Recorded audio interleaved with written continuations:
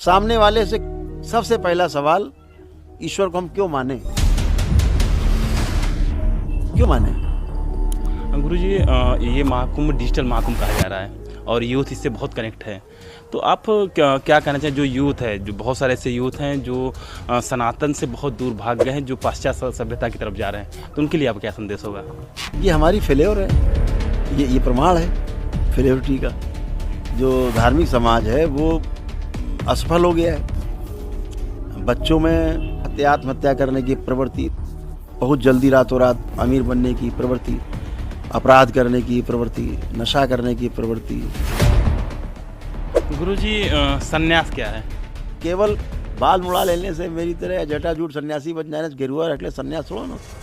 अगर आप सुखी रहना चाहते हैं तो हम भी सुखी रहना चाहते हैं। ये विज्ञान कहता है पुनर्जन्म नहीं है। किसका पुनर्जन्म हो रहा है? महाराज जी, दरबार को लेकर एक सवाल मैं करूंगा आपसे कि जो दरबार में आपके जिस हिसाब से आप उपचार करते हैं, तो उसको हम क्या कहें, चमत्कार या विज्ञान? इस संसार में रहस्य और चमत्कार नाम की कोई वस्तु नहीं। सारी सृष्टि खुली हुई है, ओपन करके, जैसे माँ का हृदय खुला हुआ है, ऐसे पूरी सृष्टि खुली हुई है। जय जय राधा रमण हरि। नमस्कार, इंडिया न्यूज़ के डिजिटल प्लेटफॉर्म पर आपका स्वागत है। मैं आशीष। इस समय मौजूद हूँ प्रयागराज में, जहाँ महाकुंभ का महाआयोजन चल रहा है। इस महाकुंभ में देश विदेश से लाखों लोग आ रहे हैं, लाखों लोग आ रहे हैं। वहीं पर साधु संत भी आ रहे हैं। हमारे साथ करौली सरकार महाराज हैं, आज जिनके साथ हम बैठे हैं और महाकुंभ के बारे में, महाकुंभ में जो चीज़ें चल रही हैं उसके बारे में कुछ बात करें। जी महाराज जी, इस महाकुंभ को किस तरह देखते हैं आप? बहुत सकारात्मक रूप में देखते हैं, एक अवसर के रूप में देखते हैं कि इससे हमारे जो धार्मिक लोग हैं उनको इसका लाभ मिलेगा, दिशा पाएंगे, वो दिशा अपने बच्चों को दे पाएंगे आगे। तो एक बड़ा अवसर है, इसका लाभ सबको उठाना चाहिए। गुरुजी, ये महाकुंभ डिजिटल महाकुंभ कहा जा रहा है और यूथ इससे बहुत कनेक्ट है। तो आप क्या कहना चाहिए, जो यूथ है, जो बहुत सारे ऐसे यूथ हैं जो सनातन से बहुत दूर भाग गए हैं, जो पाश्चात्य सभ्यता की तरफ जा रहे हैं, तो उनके लिए आपका क्या संदेश होगा? ये हमारी फेल्योर है, ये प्रमाण है फेल्योरिटी का कि जो धार्मिक समाज है वो असफल हो गया है। बच्चों में आत्महत्या करने की प्रवृत्ति, बहुत जल्दी रातों रात अमीर बनने की प्रवृत्ति, अपराध करने की प्रवृत्ति, नशा करने की प्रवृत्ति, मानसिक रोगों की स्मृतियाँ, डिप्रेशन, एंजाइटी, ये सारे डिसऑर्डर्स हैं, बाइपोलर है, करना कुछ चाहते कर कुछ रहे, सिजोफ्रेनिया है, ओसीडी है, घर परिवार से नफरत, चिढ़ है, ये सब ओसीडी है। और ये जो रोग बन गए हैं तमाम, और उसका निवारण तो छोड़ो, उसका निदान नहीं कर पा रहे ये धार्मिक समाज। ये धार्मिक समाज की जिम्मेदारी, ये दवाओं से ठीक नहीं होगा। ये आपके तपोबल से, आपके आत्म बल से ये स्वस्थ होंगे। महाराज जी, जैसे आपने बताया कि जो यूथ है वो नशे और इनके तरफ भाग रहा है, वहीं अभी एक आईटी वाले बाबा से फेमस हो रहे हैं, जो काफ़ी वायरल हो रहे हैं। लोग कहते हैं कि वो नशेड़ी हैं, वो कहते हैं नहीं, मुझे आध्यात्म का ज्ञान प्राप्त हो गया है, मैं धर्म को नए ऊंचाइयों तक ले जाऊंगा। उनके बारे में आपको क्या सोचना है? कुछ नहीं, बच्चा बीमार है, वो बीमार है और कुछ नहीं कह सकते इसमें। माता पिता परेशान है उसके। जो व्यक्ति अपने माता पिता को गाली दे, वो बच्चा है ही नहीं, स्मृतियों के घेरे में है, गहन स्मृतियां हैं बाहरी, जिसके दुष्प्रभाव में फंसा हुआ बच्चा है। और वो उस बच्चे की गलत स्मृतियों के कारण, गलत इच्छाओं के कारण, वो गलत ऊर्जा से जुड़ाव के कारण वो बच्चा उसे फंस गया भंवर में। वो बच्चा तो जीना चाहता है अच्छे से, माता पिता की सेवा भी करना चाहता है अच्छा से। अगर स्मृतियां नष्ट हो जाएं बाहरी, अभी इसका नशा वशा सब छूट जाएगा, छू नहीं सकता नशा। दरबार की वैदिक प्रक्रिया अभी वो कर ले आकर के बच्चा, माता पिता। आप पूरा मीडिया जगत आ जाए, उसको नशा करा के दिखा दे, छू के देख ले नशा, वो छू नहीं सकता। तो सारी जो स्मृतियां हैं जो पागल कर रही बच्चे को, द्वंद्व में है बच्चा, द्वंद्व, तमाम स्मृतियां हैं। वो बच्चा खुद परेशान है, मानसिक परेशान है, परिवार परेशान है। इनसे बचने के वैदिक उपाय हैं, कर सकता है। महाराज जी, दरबार को लेकर एक सवाल मैं करूंगा आपसे कि जो दरबार में आपके जिस हिसाब से आप उपचार करते हैं, तो उसको हम क्या कहें, चमत्कार या विज्ञान? नहीं, इस संसार में दरबार की आइडियोलॉजी, दरबार कहता है कि इस संसार में चमत्कार नाम की कोई वस्तु नहीं है। जी आप जिसको कभी होते हुए देखे नहीं, वो होता वो देखने लगते हैं तो आपको चमत्कार लगता है। जी कैसे हो रहा है नहीं जानते तो रहस्य लगता है। तो आप जैसे रहस्य जान जाते हैं, पीछे का विज्ञान जान जाते हैं, आपका रहस्य खत्म हो जाता है, चमत्कार खत्म हो जाता है दिमाग से। तो इस संसार में रहस्य और चमत्कार नाम की कोई वस्तु नहीं। सारी सृष्टि खुली हुई है, ओपन करके, जैसे माँ का हृदय खुला हुआ, ऐसे पूरी सृष्टि खुली हुई है, कहीं कोई छुपाव नहीं, कुछ भी हिडन नहीं है। तो ये कंप्लीट विज्ञान है, दरबार का अनुसंधान है। इस दरबार के अनुसंधान से बिना छुए किसी को, केवल आप में आस्था, विश्वास, श्रद्धा होनी चाहिए। हमें स्वस्थ होना, ये भावना होनी चाहिए। और आप दरबार से जुड़ते हैं, आप अपनी वैदिक प्रक्रिया करते हैं, दरबार के ब्राह्मण देवता कराते हैं, अपने ही प्रार्थना संकल्प से आप एकदम शारीरिक, मानसिक, आध्यात्मिक रूप से स्वस्थ होकर खड़े हो जाते हैं। एक ही दिन में आप इनसे बच जाते हैं, चीज़ों से, तमाम मानसिक चीज़ों से, जो न्यूरोलॉजी डिपार्टमेंट की चीज़ें हैं, तो चटपट खत्म हो जाती, स्मृतियाँ हैं, नष्ट हो जाती। कोई व्यक्ति दुखी नहीं रहना चाहता, हर व्यक्ति सुखी रहना चाहता है। ये सार्वभौमिक सत्य है। ये हर व्यक्ति सुखी रहना चाहता है और निरंतर सुखी रहना चाहता है, कभी दुख ना आए, ये मानव लक्ष्य है।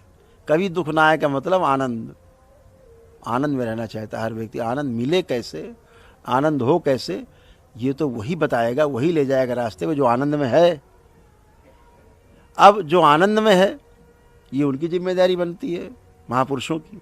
आप कहते हैं कि मैं तो आनंद में हूं, तो आप आइए, आनंदित करिए, आप निरंतर सुख प्रदान करिए, दुख आए ही ना, क्योंकि दुख भी तो एक मानसिक बीमारी है। आप में प्रश्न बचे हुए हैं, आप में समस्या बची हुई है, यही दुख है। प्रश्न है तो दुख है। जब प्रश्न ही समाप्त हो जाए, समाधान हो जाए, उसे ही समाधि कहते हैं। समाधि और क्या, कोई अलग से कोई पार्टी थोड़े ना है। समाधि का अर्थ यही हुआ कि आपके हर प्रश्न का समाधान हो गया है, आप समाधानित हो गए हैं, तब समाधि में हो गए। इतनी बात और क्या है। इच्छा विचार आशाएं आपकी अब शेष नहीं है। गुरुजी, संन्यास क्या है? संन्यास को अगर शाब्दिक अर्थ समझा जाए, हर शब्द के पीछे उसका एक अर्थ छिपा होता है। वो एक वस्तु की इंगित करता है। जैसे आपने कहा ग्लास एक शब्द है, तो शब्द में, शब्द क्या होता है, शब्द से इंगित वस्तु, और वस्तु में छिपा हुआ निहित अर्थ स्पष्ट हो जाए, इसे अध्ययन कह दिया गया। तो हमारा जो शब्द है उसका अर्थ तब पता होगा हमें जब हमने, हमारा उस वस्तु से साक्षात्कार हुआ होगा। हम ग्लास जानते ही नहीं है, अब हम आपसे कहें ग्लास, तो आप में चित्र बना नहीं। शब्द से इंगित वस्तु, आप पहुंचे नहीं वस्तु तक। जब बच्चे को हम पढ़ाते हैं पहली बार, कहाँ से कबूतर, उसने कबूतर देखा ना, नहीं। अब बड़ा कंफ्यूज होता है, कहाँ से कबूतर कैसे बन गया। वो कहता हम नहीं पढ़ेंगे, स्कूल नहीं जाएंगे। कहो कहाँ से काका, हाँ, तो काका ध्यान आएगा उसको अपना, तो वो कहेगा यस, वस्तु जानता है। तो शब्द से इंगित वस्तु और वस्तु में जो अर्थ है वो छिपने से अध्ययन पूरा हो जाता है। तो जो आपने प्रश्न किया वो बहुत ही सुंदर शब्द है, संन्यास। संन्यास शब्द का अर्थ है संपूर्णता में न्यास हो जाना। ऐसी भावना रख करके जो व्यक्ति चलता है वो सन्यासी कहलाता है। और जब वो संन्यास्त हो जाता है पूरी तरह से, संपूर्णता में, कण कण में आपका न्यास हो जाए, आप प्रतिष्ठित हो जाए, हर वस्तु में, हर कण में अपने को आप देखने लगें, यानी सबसे प्रेम हो जाए। प्रेम शब्द का अर्थ यही होता है, सबसे है, ये प्रेम है। सब में से कोई एक छूट गया, उसे स्नेह बोला गया। तो जो संन्यास शब्द का अर्थ है संपूर्णता में न्यास हो जाना, हर वस्तु में अपने को देखने लगना, हर कण कण को अपने में देखने लगना, कण कण में विराजमान हो जाना, संन्यास होता है। ये सन्यासी कहलाता है, ये है संन्यास। केवल बाल मुड़ा लेने से, मेरी तरह जटाजूट सन्यासी बन जाने से, गेरुआ रख ले, संन्यास थोड़ा होता। सन्यासी बनता है व्यक्ति, सन्यासी बन करके और संन्यास होना चाहता है, सन्यास को ग्रहण करता है। तो क्या गुरुजी पारिवारिक जीवन जीने के साथ भी क्या सन्यासी रह सकते हैं? यही तो अद्भुत है, दरबार यही करता है कि आप अपने परिवार के साथ जीते हुए भी और आप सन्यासी बने रहें, सन्यास्त हो जाए, सन्यास को प्राप्त हो जाए, उपलब्ध हो जाए सन्यास को। ये बहुत सरल है। भाग करके तो विधि है, लोगों ने, आप जैसे आप साधक है, उसको कभी कोई बात है वो आपके मन मस्तिष्क की सुनाई दे रही, उसको आप उससे राम राम कर रहे हैं, अंदर आप उसको गाली दे रहे हो, तो सोचता है कैसा समाज है, तो भाग लेता था समाज से। वो देखता कुछ था, अनुभव कुछ करता था, तो कहता था समाज से दूर रहो, तो बेचारा चला जाता था समाज छोड़ के। आज तो वो व्यवस्था है कि घर में रह करके भी सन्यास को प्राप्त हुआ जा सकता है ना। गुरुजी एक शब्द में जैसे सनातन, सभी कहते हैं सनातन के लोग, सनातन को किस तरह आप जस्टिफाई करते हैं? हम किस तरह करते हैं, हम सब, ये सनातन क्या है? हाँ, सनातन हम लोग बात करते हैं, सनातन कोई एक पुड़िया नहीं है कोई जादू की। सनातन का अर्थ है 5 तत्व जो इस सृष्टि में सदा से थे, आज भी हैं, सदा रहेंगे। ये सारे पहाड़, सारे झरने, समुद्र, नदियाँ, ये जितना वनस्पति जगत, पदार्थ जगत, ये सारा जीव जगत, मनुष्य जगत, ये सारा सृष्टि यही सनातन है। और हर व्यक्ति सनातनी है, वो भले अपने किसी संप्रदाय में बांध ले, किसी मजहब में बांध ले, हवा से दूर नहीं हो सकता, पानी से दूर नहीं हो सकता, अग्नि के बिना काम नहीं चल सकता, वायु के बिना काम नहीं चल सकता। हाँ, तो जब ये नहीं चल सकता है तो क्या हुआ इसका? यही सनातन है, यही सनातन है। ठीक है, ये जो सनातन है इसी को समझना है और इसी में जीना है, केवल छेड़े नहीं। ये पुष्ट है ही। झरना बहेगा, बह रहा है, नदी बह रही है, बहेगी, हवा बह रही, बहेगी, सब कुछ ऑर्डर में है, सब व्यवस्था में है। अगर कोई ऑर्डर में नहीं तो एक ही है इस संसार में प्राणी, उसे कहते हैं मनुष्य। ये पेड़ काट डालेगा सब, इसकी इच्छा है, ये पहाड़ काट डालेगा सब, नदियाँ रोक देगा, चारों तरफ बांध बना देगा, ये कुछ भी करेगा। तो इतना ही कहना है कि अगर हम प्रकृति को छेड़े नहीं तो हम सनातनी हैं। अगर हम प्रकृति को छेड़ते हैं तो हम फिर सनातनी नहीं हैं। हम सृष्टि को छेड़ रहे हैं, सृष्टि का नुकसान कर रहे हैं। तो सनातन होने का अर्थ है कि हम प्राकृतिक व्यवस्था में जीते हैं। अगर आप सुखी रहना चाहते हैं तो हम भी सुखी रहना चाहते हैं, और एक दूसरे के सुख में बाधा ना पहुंचाएं, यही सनातन है। एक दूसरे के सुख में वृद्धि करें, यही सनातन है। पेड़ पौधे और बढ़ाएं, पर्वत कटने से बचाएं, नदियां जो सूख रही हैं उनको बचाएं कि सूखने ना पाएं, दिशा मिले उनको, रास्ता मिले। तो सब चीज़ों में सहयोग करना, प्रदूषण न फैलाएं, हम लोग स्वच्छता का ध्यान रखें, यही तो सनातन है। और सनातन क्या अलग से कोई पुड़िया थोड़े ना। एक साधु होता है, कम से कम संसाधन का सदुपयोग करता है, सनातनी है, कम में काम चला लेता है। भाई हमको 100 जोड़े कपड़े हैं, वो एक ही जोड़े में काम चला लेता है। नहाया धोया, लंगोटा धोया, फिर बांध लिया, सनातनी है। उसी जल में, नदी में नहा लिया, कोई जल बर्बाद नहीं किया उसने अलग से, कि कोई उसने बोर करके पानी निकाला हो फिर नहा रहा हो, धोया हो। तो सनातन का अर्थ यही है कि हम इस प्राकृतिक व्यवस्था को समझें, उस प्राकृतिक व्यवस्था में शारीरिक, मानसिक और आध्यात्मिक रूप से हम वैसा जी पाएँ, वही सनातन, यही सनातन है मेरी दृष्टि में। गुरुजी, विज्ञान कहता है पुनर्जन्म नहीं है, लेकिन जैसा कि आप कहते हैं कि स्मृतियाँ होती हैं, तो क्या आपके अनुसार क्या पुनर्जन्म होता है? हाँ, मेरे अनुसार जरा विज्ञान थोड़ा हट के है जी। अनुसंधान है। स्मृतियों के कारण ही आपको पुनर्जन्म जैसा लगता है। हमारे बीच में अभी एक सज्जन होंगे, अभी बाहर हैं, इनको पिछले सारे जन्म याद थे, हैं, मौजूद हैं यहाँ, और बाकायदा पिछले जन्म के लोगों से आज भी इनके संपर्क थे मेरे पास आने के पहले तक। जैसे पिछले जन्म में पिता और नाना दादा काका थे, वैसे इस जन्म में भी नाना दादा काका बने हुए थे। शक्ल मिलती थी एक दूसरे से, उस जन्म के व्यक्ति से इस जन्म की शक्ल। तब भी वो ब्राह्मण थे, अवस्थी थे, आज ही ब्राह्मण है, अवस्थी है, वहीं पैदा हुए।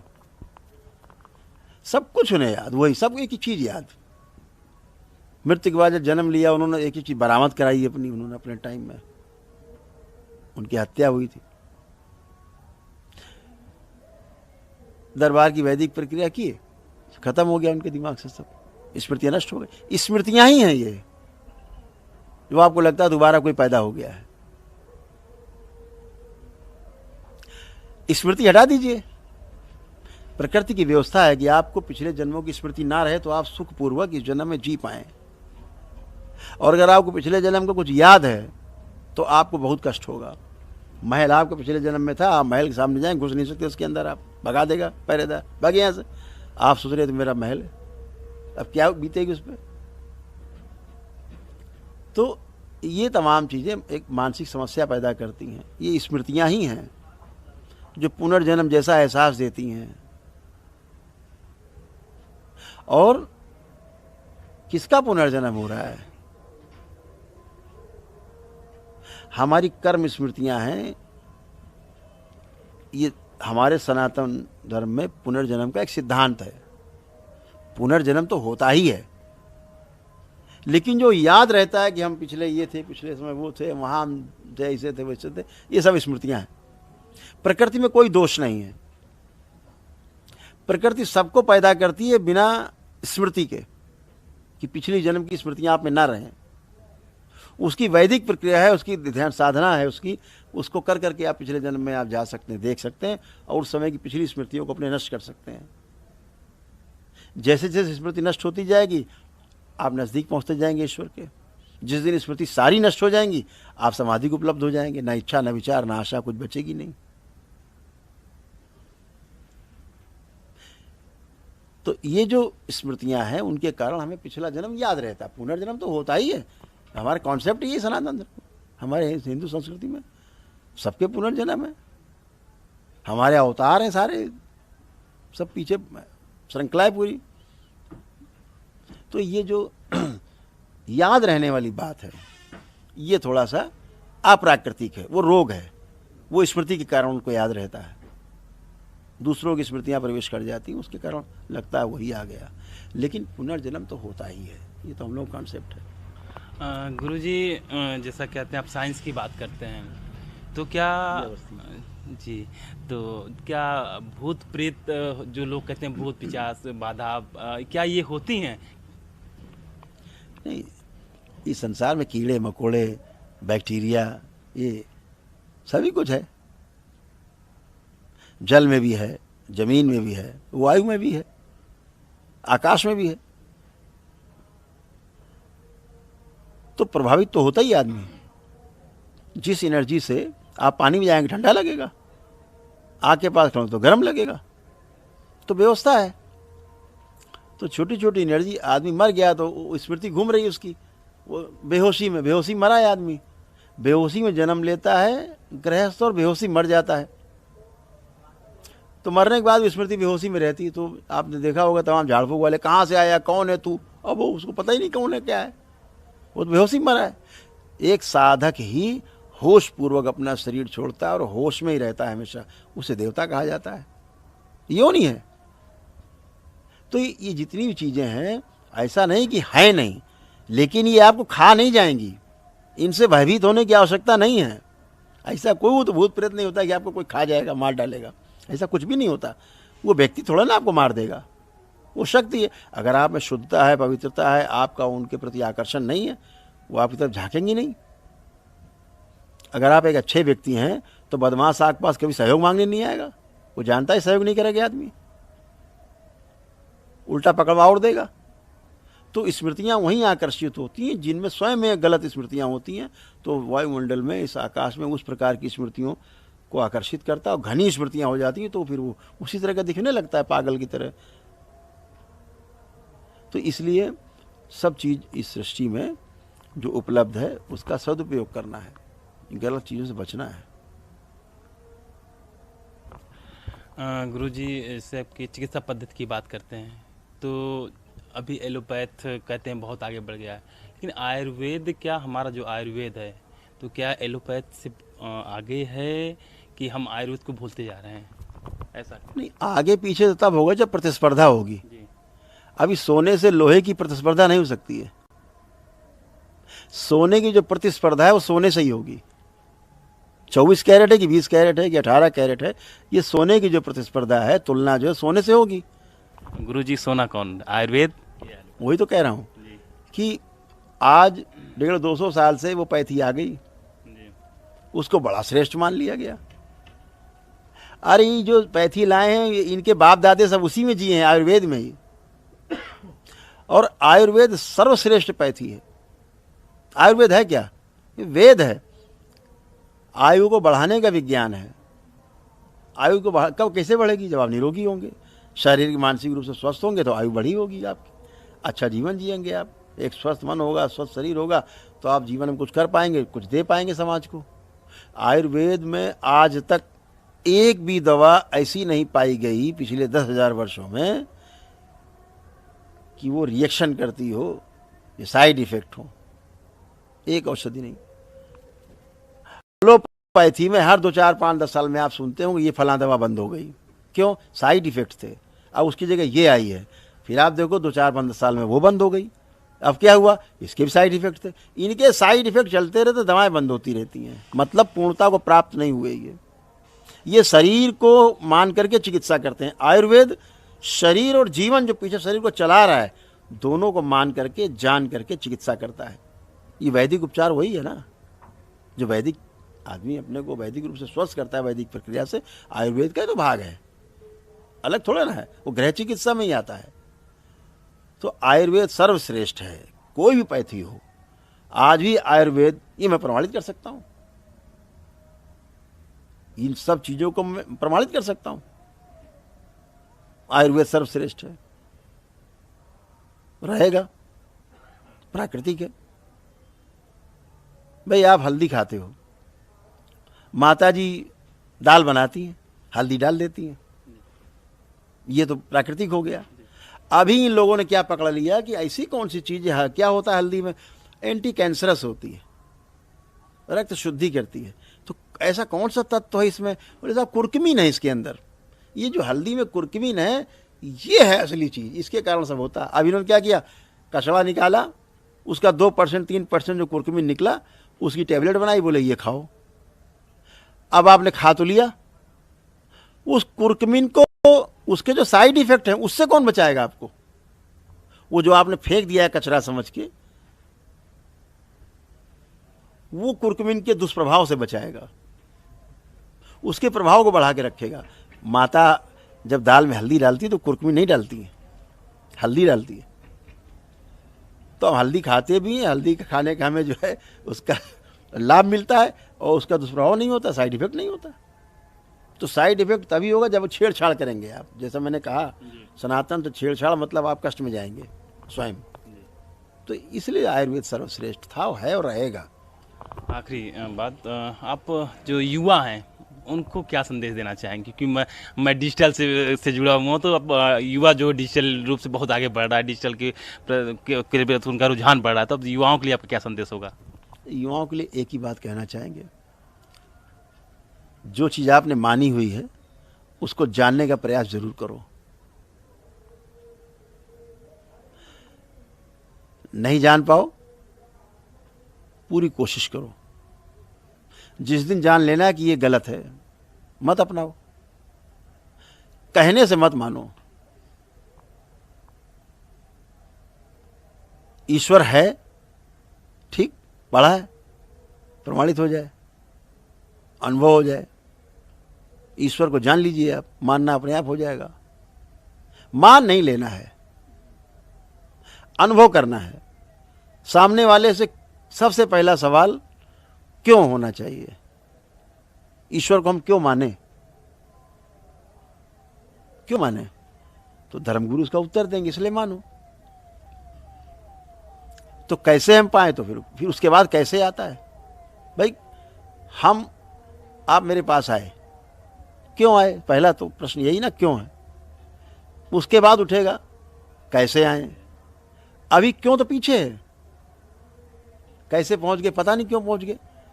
एटम बम बना डाला, किसके लिए बनाया है? कौन मरेगा इसमें? आदमी। प्रकृति नष्ट होगी। क्यों सोचा नहीं, कैसे कर डाला। अब सब एक दूसरे में एटम बम फेंक दें, ये धरती 4-6 बार नष्ट हो जाएगी। इतने एटम बम बने रखे हैं। ये आदमी है कि पागल आदमी है ये? क्यों बनाया भाई आपने?